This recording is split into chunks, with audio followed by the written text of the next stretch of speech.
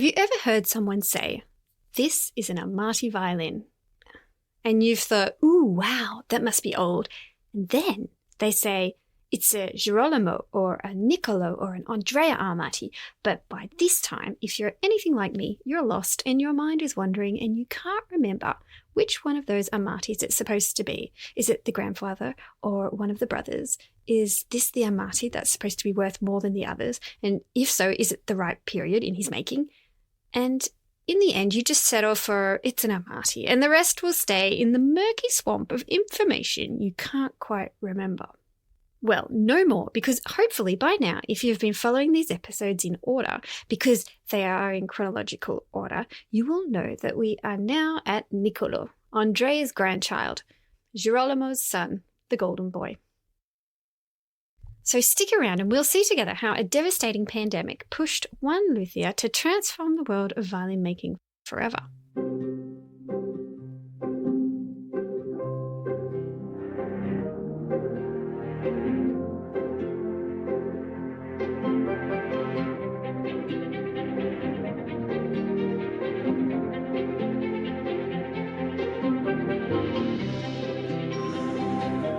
Hello and welcome to the Violin Chronicles, a podcast in which I, Linda Lespe, will attempt to bring to life the story surrounding famous, infamous, or just not very well known, but interesting violin makers of history. I'm a violin maker and restorer. I graduated from the French violin making school some years ago now, and I currently live and work in Sydney with my husband Antoine, who is also a violin maker and graduate of the French school, l'École nationale de lutherie in Mirecourt. As well as being a luthier, I've always been intrigued with the history of instruments I work with, and in particular, the lives of those who made them. So often when we look back at history, I know that I have a tendency to look at just one aspect, but here my aim is to join up the puzzle pieces and have a look at an altogether fascinating picture. So join me as I wade through tales not only of fame, famine and war, but also of love, artistic genius, revolutionary craftsmanship, determination, cunning and bravery that all have their part to play in the history of the violin.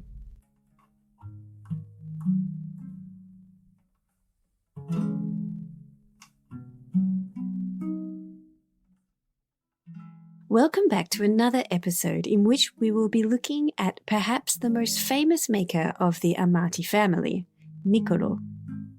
So far I have spoken about the grandfather, Andrea, and his father and uncle, Girolamo and Antonio, the brothers.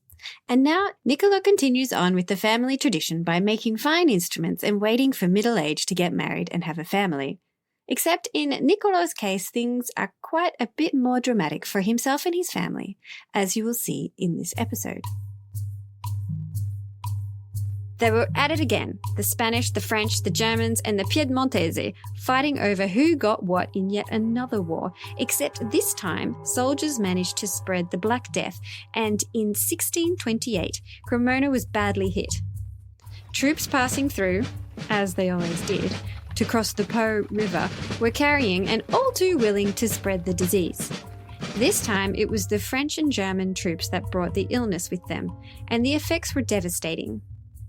The plague was so deadly in this part of Italy in the years surrounding 1630 that it would have very nearly killed every violin maker in the city. This was indeed the case in Brescia, where Maggini was working, bringing an end to the instrument makers there. And the history of the violin could have been very different if it were not for the genetically robust and freakishly lucky Nicolo Amati. Well, maybe not so lucky, as most of his friends and family died. But at least lucky not to die, and lucky for us because thanks to Nicolo's survival, we have the violin that we do today. So what happened? Well, there was a war. The War of the Mantuan Succession. This was the war James Beck was talking about in a previous episode where everyone decided to invade Mantua after their duke died, and there was a bit of a hoo-ha about who it belonged to now. It was basically a war between the French and the Spanish about a highway. News from Milan was that people were falling ill with the bubonic plague and the city was quarantined. But over the carnival season, as you do, they loosened the restrictions and the disease took off again, spreading like wildfire. 60,000 people would die in Milan, a city with a population of 130,000. Things weren't much better in Cremona. In the autumn of 1630, Niccolo's father, Girolamo, died, and soon after his mother, followed by 2 of his sisters and other members of the family.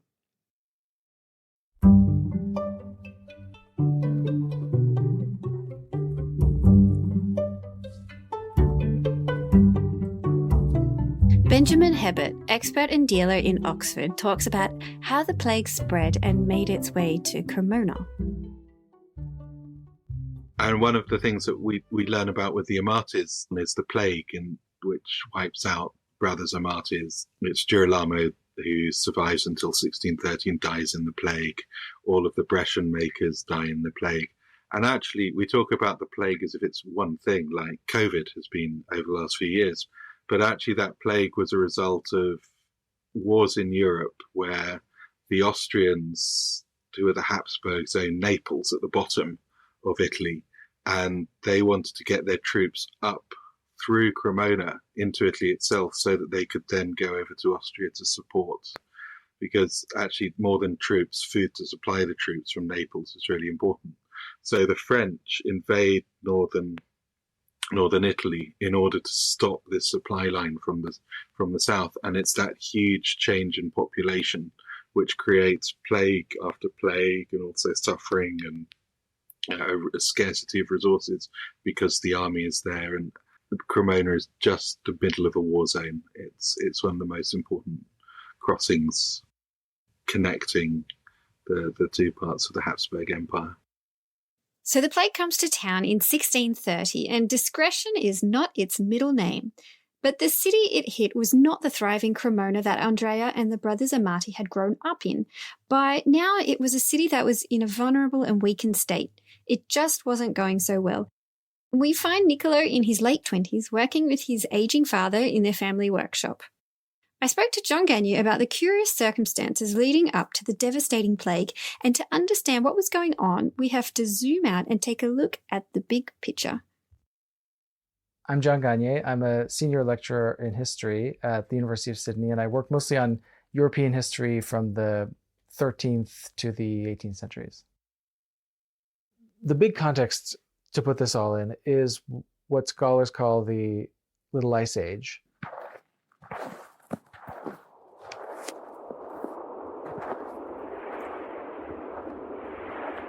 Which starts in the 1550s.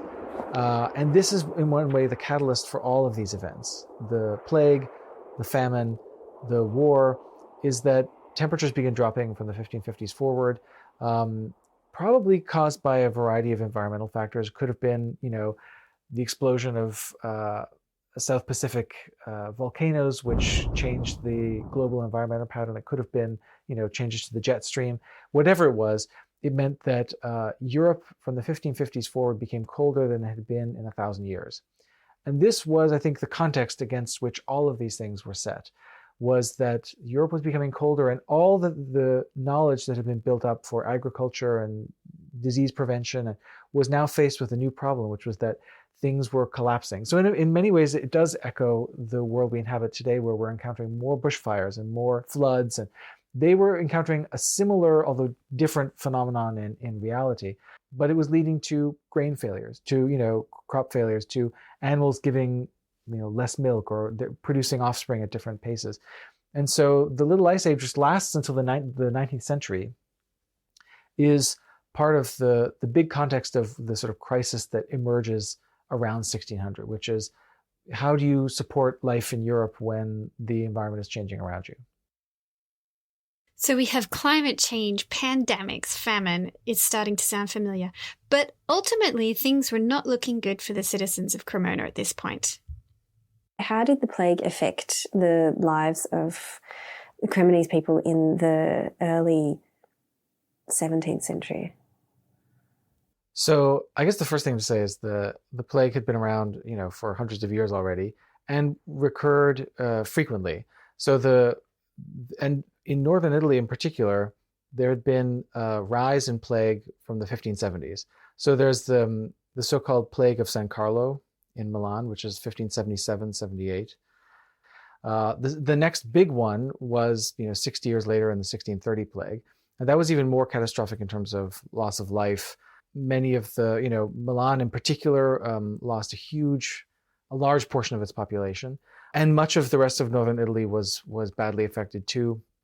I think there was a lot of death in Turin, in Venice. So across the sort of flatlands at the foothills of the Alps, it was really traumatic. And that comes on top of a number of other factors, famine that had started in the 1590s. So I think in a way the plague was attacking an already vulnerable population that had been suffering from a food crisis for several decades already. So how did the plague affect, Cremona in the 1630s? It was just what they didn't need, because everyone was already sort of teetering on the edge of a demographic crisis.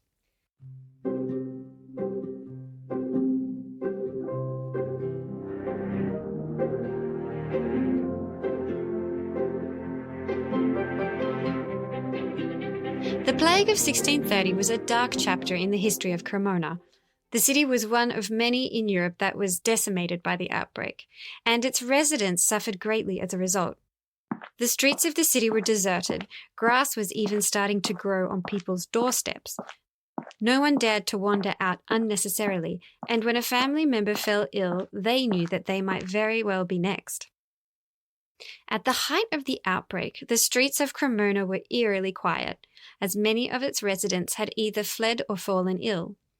Those who remained behind were forced to confront the horrors of the disease, watching helplessly as friends, family, and neighbours fell victim to the deadly illness. When Nicolo's brother-in-law started feeling unwell, the illness hit him so fast they had to send for the solicitor during the night to dictate his will. He died a few hours later. So also did two of his sons, Nicolo's nephews. When Elizabeth, his eldest sister, wanted to make her will, the solicitor refused to enter the house, so they had to dictate to him standing in the street for fear of the disease. She would eventually survive and recover, but her husband would not. The city's economy was brought to a standstill as trade and commerce came to a halt, and many businesses closed their doors. The people of Cremona faced severe shortages of food and medicinal supplies, and many struggled to find the resources they needed to survive. And yet, despite the tragedy in his family, Nicolo continued to make lovely instruments during this period. The likelihood of him selling them straight away would have been slim, but this was of little importance. He could always sell them in the future. That's a bit like us. We were just making violins during the pandemic.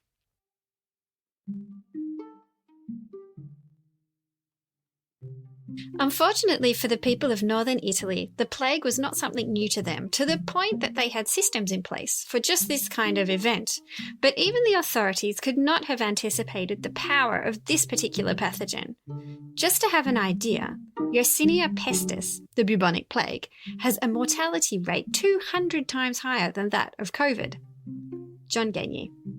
This part of Italy was a economic hub of Europe. There's a lot of movement between tradespeople, pilgrims, that sort of thing. And interestingly, northern Italy was in fact a European leader in terms of plague prevention. So there were strong measures in place for sanitary passes, for access to getting in and out of cities, for transit, all the kinds of things that we've had during COVID. It was a lot of those things were generated in this part of Europe between the 14th century and the 17th century. Yeah, because the word quarantine is a Venetian word for the 40 days the ships had to wait before coming into the port. Yes. To see that they didn't have was it the plague? Yes, Yeah. And in fact, that's one of the first measures just as we went into lockdown in March 2020. In 1630, when the plague was discovered, much of northern Italy went into a form of lockdown, all the way from Florence up to the foothills of the Alps, successively, obviously not at the same time, but as it was discovered, many of the cities went into 40-day quarantine.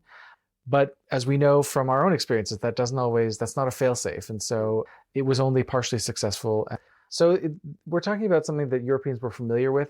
Plague was never out of people's minds. In fact, if you look through any of the centuries, the 15th century, the 16th century, the 17th century, and you look at any city in Europe, you're going to see recurrent patterns of plague over the course of, it could be 2 to 3 years, it could be 15 to 30 years, but it's there, it's always percolating in the background. Okay, and this particular bout of plague, a lot of people associate it with the Mantuan War of Succession, which brought soldiers from France and Germany, I believe. Yes. So And Spain. I suppose the broader context here is the 30 Years' War. And maybe even the bigger, broader context in which the 30 Years' War fits is this ongoing European struggle between France and Spain, which had been going on since, at least the 14th century, had lasted through the 16th century in the Italian wars you and I have talked about before, and through transformations into the 17th century was still lasting. The French and the Spaniards were still battling over control of Italy, and it was inflected in addition by Protestant Catholic conflicts. And that's, the story of the 30 Years' War is a mixture of this political battle for dominance in Europe with a Protestant Catholic contest. In 1618, the 30 Years' War is launched by a dispute between the Holy Roman Emperor, who was a Habsburg, and the Kingdom of Bohemia, which were Czech Protestant people. That led to conflict, and that conflict kept going for 30 years. Hence the creatively named 30 Years' War. So, but within those 30 years, of course, there are all kinds of subsidiary contests. The story of the War of Mantua and Succession is interesting. Mantua was a fief of the Holy Roman Empire, so it belonged in theory to the Habsburgs, but had been an ally of France at least since the 15th century. So this always put the Mantuan rulers at an unusual position because they were technically, they owed their allegiance to the empire, but they had also married into the French aristocracy. So from the 15th century, there are Gonzaga elites. That's the ruling house of Mantua, the Gonzaga family. Many of the Gonzagas married into French aristocratic families, including the Bourbon family, which, as we know, became the sort of the dynasty from Henry IV in the early 1600s forward. So that put the Mantuans at the crossroads between these two warring kingdoms of France and Spain. And so what happens in the War of Mantua and Succession in the late 1620s is that the last of the Gonzaga heirs dies, and both France and Spain claim to want to have the next ruler. So there is a kind of subsidiary Gonzaga who puts himself forward. There are all kinds of lower branches of that family, and so one of the lower branches says, "I should inherit the duchy," whereas the Habsburg emperor has a candidate of his own who he wants to install. And so the War of Mantua Succession breaks out because this can't be agreed by the diplomats. And so they go to war over who will be installed as the next Duke of Mantua. This, of course, brings soldiers from all over Europe, from the south of France, from Germany, up from other parts of Italy. Doesn't last that long. It's sort of like an 18-month, 2-year struggle. But it does, especially at a moment when the plague this is 1629, 1630, right? So it's right at this moment when the plague is afoot. It's exacerbates the transmission of plague most likely. That seems to be the theory of many scholars, is that the conflict leads to further transmission. Yeah, because of all the toing and froing and coming from different areas. Yeah. So Cremona is minding its own business. They are already stretched for resources. Next door, everyone appears to be fighting for Mantua, but to get there, they all seem to pass through Cremona. This would have been fine for the Amatis if the soldiers were picking up violins on their way to war, but instead they just brought germs.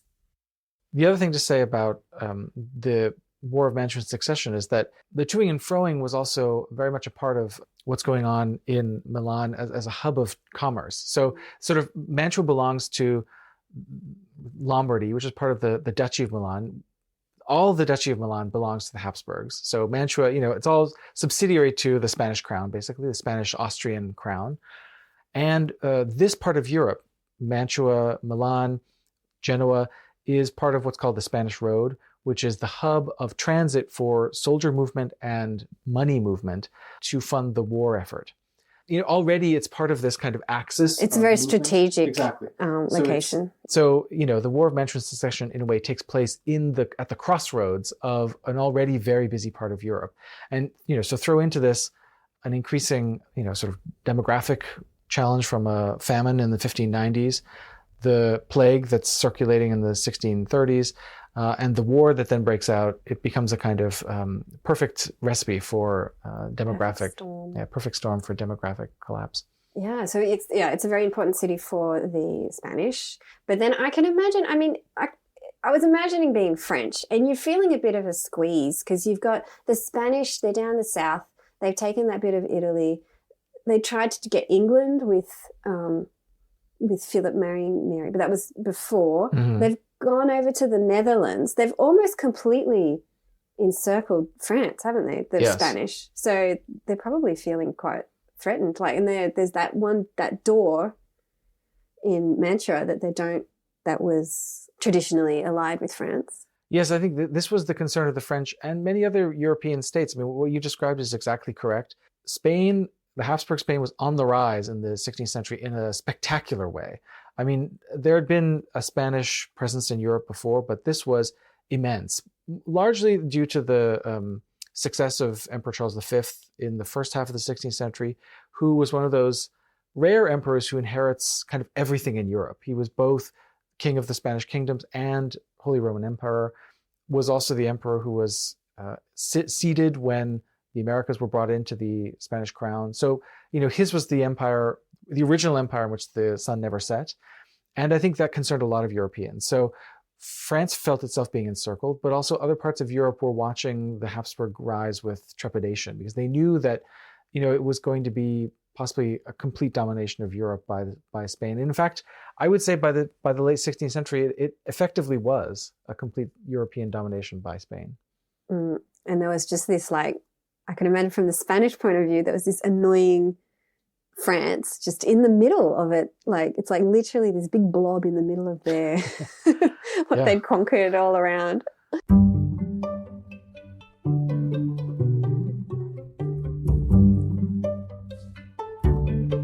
Now, amidst the stress of death and disease, something quite extraordinary happens. Nicolo makes a violin and places an Amati Brothers label in it. It's a different model to the ones he has been previously making.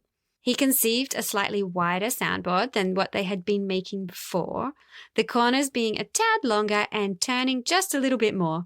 In his experiment to improve on sound and design, he created his grand pattern violin.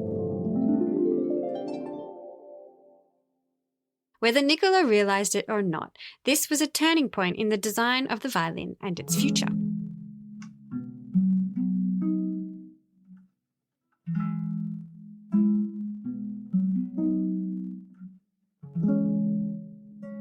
I speak to Carlo Chiesa, violin maker in Milan and prolific writer and researcher on many different violin makers.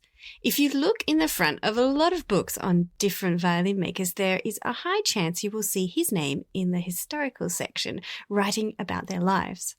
One of the points is that Nicolo's instruments, there are many violins by Nicolo, but there are not many violins by the brothers. There are more violas by the brothers than by Nicolo.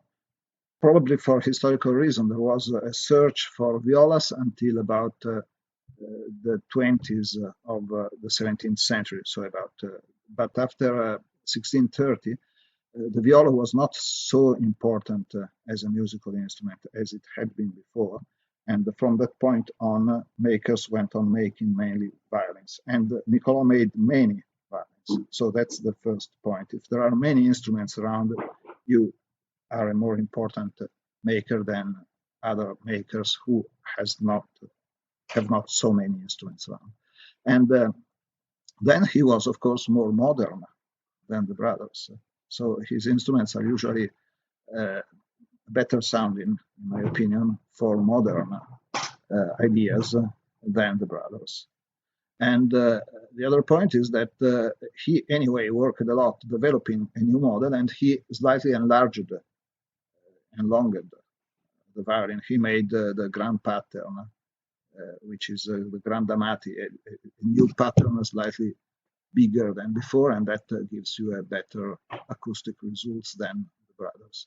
As a rule, usually I would prefer the quality of more workmanship in the brothers' work to Nicolo's.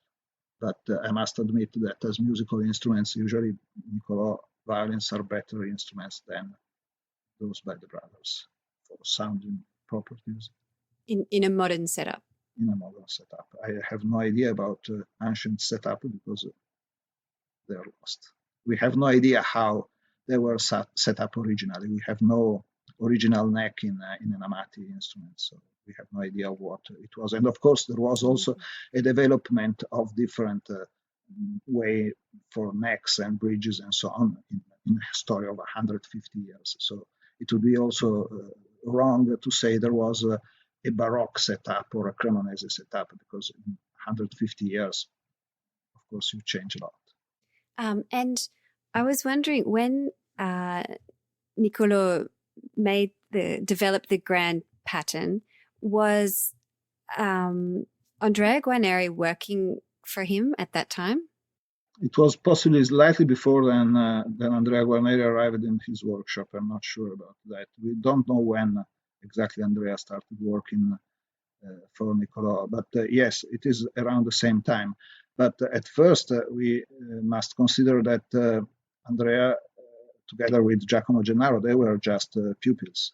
So they were probably making just the boys' work of rough work in the workshop. And I'm sure that at that time, still the finishing of the instruments was in the hands of the master, as it was later always in the Stradivari workshop. So you see actually the hand of the master in all his production, because he followed the making of every instrument and finished them directly. And then did Andrea Guarneri, did he go on to his instruments? Were they based on the Nicolo's grand pattern? Sometimes, and sometimes also on the other side. Yeah, that size. Okay. Andrea was a good maker, an intelligent maker, and I'm sure he went on working for Amati also after he moved to his own workshop.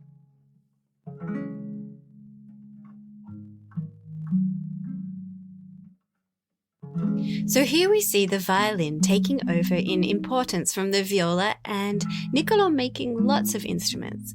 He's also using his grand pattern that leads to good acoustics in a modern setting, and these may be some of the factors that lead to his success as a maker we still know today.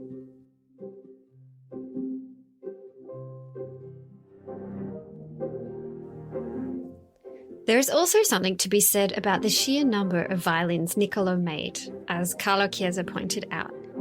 But also Nicolo's instruments were adapted to what musicians wanted now, and that was power. In this episode, we saw just how close we came to losing the Cremonese violin-making tradition forever. But be sure to join me in the next episode, where we will see what Nicolo does to make sure this instrument he is making becomes a superstar and will never run the risk of dying out like it almost did. I'd like to thank my lovely guests, John Gagne, Benjamin Hebert, and Carlo Chiesa, for joining me today. If you have enjoyed this podcast, I would like to take this opportunity to ask you to rate and review it on whatever podcasting platform you're using. This is, in fact, a great way of supporting the show so that I can continue to make more episodes for you. And if you feel like being an absolute legend, you can become a Patreon over at patreon.com/The Violin Chronicles. I hope you'll join me next time on the next episode of The Violin Chronicles.